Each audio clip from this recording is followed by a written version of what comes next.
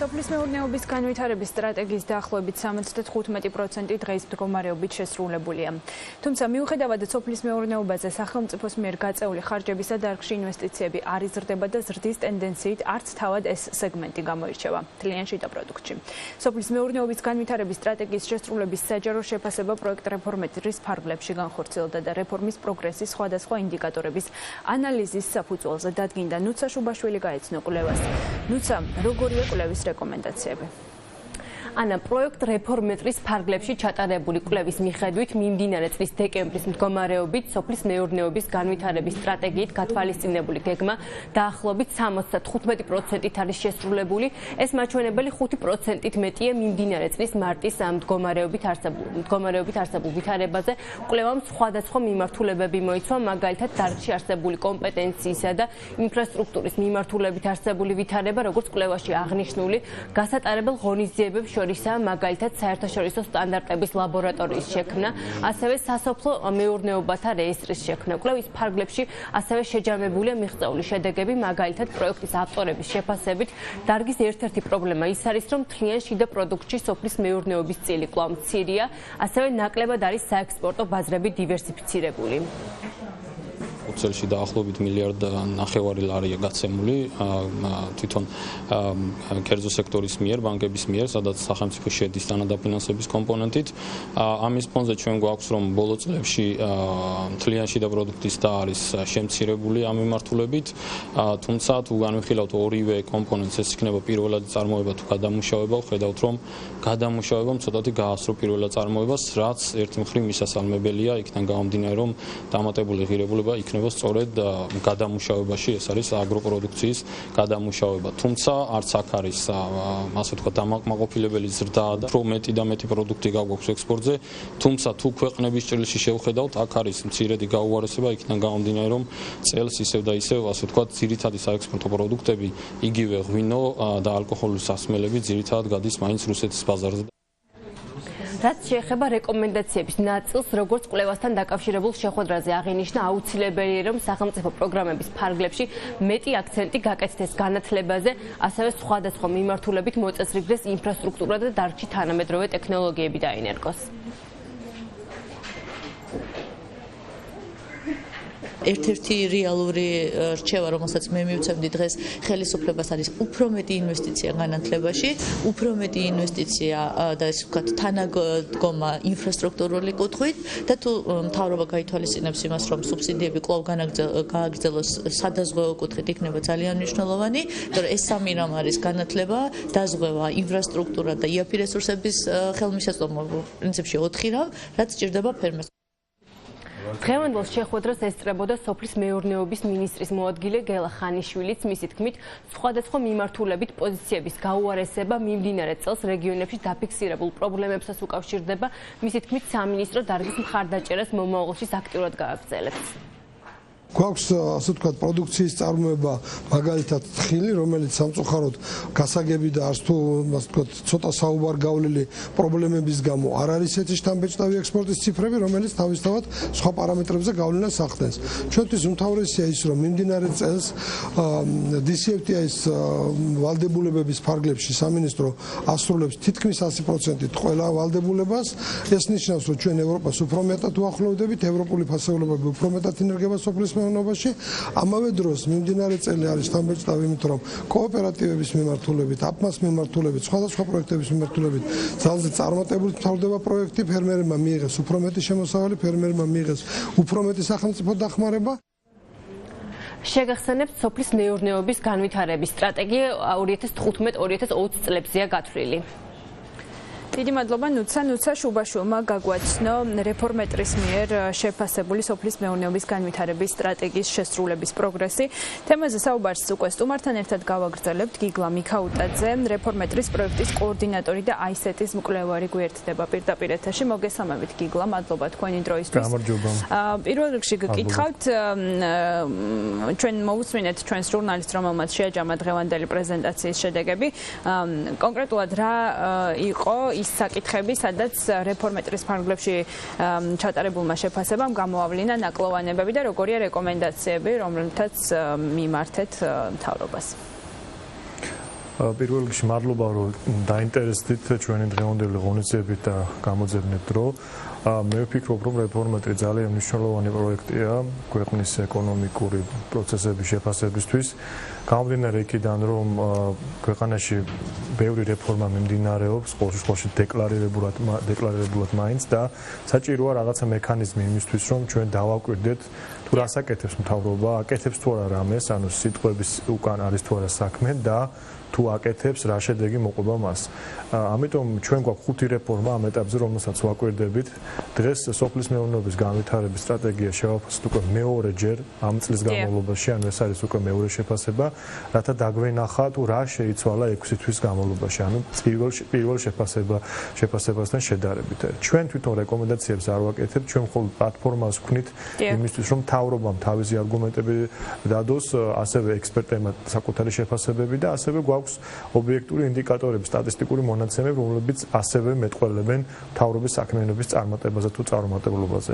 პირველ რიგში გამოიკვეთა ის, რომ ის გეგმა, რაც აქვს მთავრობას სოფლის მეურნეობის განვითარების სტრატეგიის სახით, რომელიც 2020 წლამდე არის გაწერილი, სრულდება მეტნაკლებად წარმატებით, ანუ პროგრესი ამ კუთხით არის და ამ ეტაპზე თქვენ როგორც აღნიშნეთ 75%-ია მთელი გეგმი შესრულებული, ანუ გადახვევა აქედან არ გვაქვს. ეს ნიშნავს იმას, რომ მთავრობას აქვს კონკრეტული ხედვა, რაღაც კალაპოტი, რომელსაც ის მიყვება. მეორე საკითხია, ეხლა რამდენად სწორია ეს მიმართულება. ერთის მხრივ ამის შეფასების საშუალება არის, როგორც გითხარით, ობიექტური ინდიკატორები, სტატისტიკური მონაცემები, რომელზეც მოგვიანებით ვისაუბრებთ. მეორე არის ზოგადად ექსპერტების შეფასება. ჩვენ დღევანდელი შეხვედრა სწორედ ემსახურებოდა იმ მიზანს, რომ გაგვეგო ამ სფეროში მოღვაწე ადამიანები, ანუ ის ხალხი, ვისაც ახდენს ეს რეფორმა გავლენას, თუ რას ფიქრობენ ისინი. ჩვენ ამ მათ შეფასებას უკვე მოგვიანებით გამოვაქვეყნეთ ჩვენს ვებგვერდზე, როგორც ტექსტის სახით, ასევე ქულების სახით.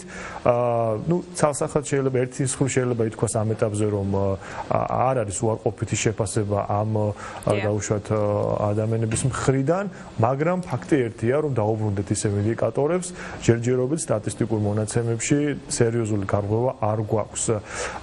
ეს ბუნებრივია არის გაპირობებული სხვადასხვა მიზეზით და მე ჩამოვთვლი 3 მიზეზს, რატომაც ხდება ეს ყველაფერი. პირველი ეს არის ის, რომ სერიოზული კითხვებია სტატისტიკის მიმართ ზოგადად სოფლის მეურნეობის სექტორში განსაკუთრებით და ეს არ არის ახალი პრობლემა, წლებია, შეიძლება 10 წლეულებია, რომ არავინ არ ენდობა სერიოზულად ამ მონაცემებს და მე ვერ წარმომიდგენია როგორ შეიძლება შევაფასოთ ჩვენ დარგის წარმატება თუ არ გვექნა სანდო სტატისტიკური მონაცემები, როგორც ბიზნესშია ეს აუცილებელი, ისე ნებისმიერ სამთავრობო პროგრამასაც ჭირდება, რათა ვიცოდეთ, ვაღწევთ თუ არა რაღაც სამიზნე მაჩვენებლებს.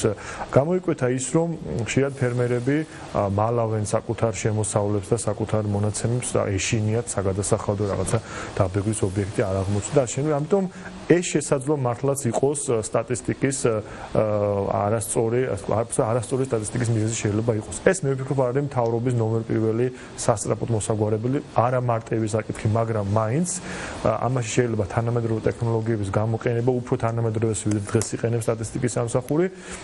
თუ ამას არ მიხედა მთავრობამ, მაშინ მუდმივად სტატისტიკა იქნება ცუდი და ეს ბუნებრივია ყოველთვის იქნება მიზეზი მთავრობის კრიტიკის. ამიტომ მთავრობის ინტერესში შედის ამ სტატისტიკის მოგვარება. მეორე ეს არის ის, რომ შესაძლოა ეს პროგრამები საერთოდაც არ არის წარმატებული, ხო? ანუ შესაძლოა მთავრობა ხარჯავდეს ფულს და ეს პროექტები ხორციელდებოდეს, მაგრამ შესაძლოა ეს პროექტები ისედაც განხორციელებული იყო, რომ არ ყოფილიყო ეს ფული. ამიტომ ამას ძალიან სიღრმისეული ანალიტიკური კვლევა ჭირდება, თუ რა როლი ითამაშა სახელმწიფო დახმარებამ კონკრეტულ სექტორში. იმიტომ რომ ხშირად არის კრიტიკა და დღესაც იყო ამაზე საუბარი, რომ ამ დახმარების მიმღები არის ისევ ის ხალხი, ვისაც ისედაც აქვს ფინანსური რესურსები, უბრალოდ რატომაც არა, უფრო იაფ ფინანსურ რესურსებს იყენებს და პირიქით, ასე ვთქვათ, კიდევ უფრო ძლიერდება მცირე ფერმერთან მიმართებით. ამიტომ ეს ასევე სერიოზულ ანალიზს საჭიროებს, რომ რამდენად წარმატებულია ეს სახელმწიფოს ეს რა ქვია ინტერვენცია და მესამე ბუნებრივი აქ რაღაცა ობიექტური გარემოებებიც არის, კერძოდ ის, რომ ჩვენი სოფლის მეურნეობა არის ძალიან დაქუცმაცებული სექტორი, მიუხედავად იმისა, რომ ბოლო პერიოდში არის გამსხვილების პროცესი და ყავს ცალკეული მაგალითები მსხვილი ფერმერებისა და ამ შემდეგ, ეს საბოლოო ჯამში დიდად ვერ ახდენს დიდ საერთო მასშტაბის სურათზე გავლენას, იმიტომ რომ 100,000-ობით ფერმერი ყავს და იქ სამწუხაროდ პროგრესი არ გვაქვს. ამიტომ ცალსახაა, რომ შედეგის მიღწევა აქ მალე შეუძლებელია, მაგრამ ერთიც ფაქტია, რომ თქვენს ჩართვაშიც აღინიშნა, რომ მილიარდზე მეტი ლარი და ძალიან დიდი ფული იხარჯება სახელმწიფოს ფული, გადასახადის გადამხდომთა ფული ამ სექტორში და ამ ფულის ამ ხარჯვის შედეგები ჩვენ თუ არ გავაანალიზეთ, შესაძლოა საქმე გქონდეს თანხების მაინდამაინც არაეფექტიან არც თუ ისე არაეფექტიან ხარჯვასთან. დიახ. თქვენ აღნიშნეთ, რომ სტატისტიკის კაზაროც საუბრობდით, აღნიშნეთ, რომ ეს არ არის ნომერ პირველი და ყველაზე საჩქარო პრობლემა, რაზეც მთავრობამ უნდა იზრუნოს, თუმცა პრობლემა რა არის ნომერ პირველი და ყველაზე საჩქარო? არა, მე ვთქვი, რომ ეს არის ნომერ პირველი პირიქით, ან მე ვფიქრობ, რომ პირიქით, დიახ. კი ბატონო, ან როგორ წარმოგიდგენიათ ამისი გამოსწორების გზა? თქვენ აისეტის კვლევით ინსტიტუტის წარმომადგენელიც ხართ და აისეტი ამ მიმართულებით საკმაოდ აქტიურად მუშაობს. როგორ ხედავთ სტატისტიკის, როგორც მნიშვნელოვანი ინფორმაციის გაუმჯობესების გზას? რა შეიძლება გაკეთდეს იმისთვის, რომ ეს ვითარება შეიცვალოს? მე ბუნებრივია არა ვარ ამ პასუხი ამ კონკრეტული არ მაქვს, ეს ძალიან კომპლექსური საკითხია. უბრალოდ ფაქტი ერთია, რომ საქართველოს ეს პირობები, რაც საქართველოში არ არის მხოლოდ აქ, ანუ არის სხვა ქვეყნები, სადაც მსგავსი განაწილებაა დაუშვათ ამ ასე ვთქვათ დარგისა და შესაძლოა ჩვენ შევისწავლოთ უცხოური მაგალითებიც და გადმოვიღოთ საუკეთესო პრაქტიკა. მე პირადად შეხება მქონდა ასევე მაგალითად იაპონურ სოფლის მეურნეობის სტატისტიკასთან წლების წინ და იქაც სხვათა შორის მცირე ფერმერების რიცხვი ძალიან მაღალია და იქ მაგალითად იყენებენ თანამედროვე ტექნოლოგიებს, Google-ის უკას და ასე შემდეგ. ანუ მე ვფიქრობ, რომ იმ მეთოდებთან შედარებით, რასაც დღეს იყენებს სტატისტიკის სამსახური, ეს არის ტელეფონის ზარი, დღეს ცოტა შეიცვალა, ახალი ტექნოლოგიები შემოვიდა და ალბათ უახლოესის უნდა შევისწავლოთ რა ტენდენციები ამ კუთხით და გამოვიყენოთ თანამედროვე ტექნოლოგიები. ეს იქნებოდა რეკომენდაცია. ერთია კიდე მინდა ანა ხაზი გაუსვა იმას, რომ ალბათ თქვენ თქვით არ მახსოვს ინვესტიციები, პირდაპირ უცხოური ინვესტიციები არც ადრე იყო დიდი, მოდი პირდაპირ ვთქვათ, ისი წილი თლიან პირდაპირ უცხოურ ინვესტიციებში ყოველთვის მცირე იყო, გულისხმობს სოფლის მეურნეობას. ეხლაც შემცირდა თავისთავად, მით უმეტეს, როდესაც აიკრძალა მიწების მიყიდა უცხოელებზე, ბუნებრივია ამან ეს პროცესი კიდევ უფრო წაახალისა, მაგრამ შიდა ინვესტიციები გაზრდილია. ანუ ეს ნიშნავს იმას, რომ ქვეყნის შიგნით ასე ვთქვათ ბიზნესმენების ინტერესი სოფლის მეურნეობის მიმართ არის გაზრდილი. ეს ხომ არ არის ეს ზრდა განპირობებული სწორედ იმ სახელმწიფო დახმარების პროგრამებითაც, რომლებზეც საუბრობდით?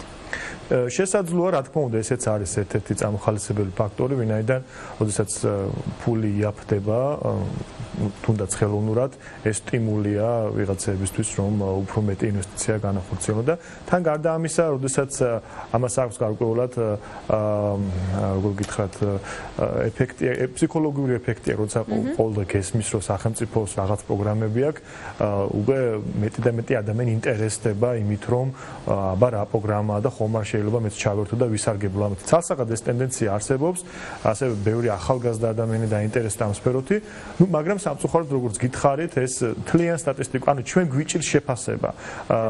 და თუ ავიღეთ ამ ობიექტურ სტატისტიკურ მონაცემებს, აქ ამითი ვერ ვაფასებთ, რომ ეს რაღაც ან კარგი იყოს, ან ცუდი.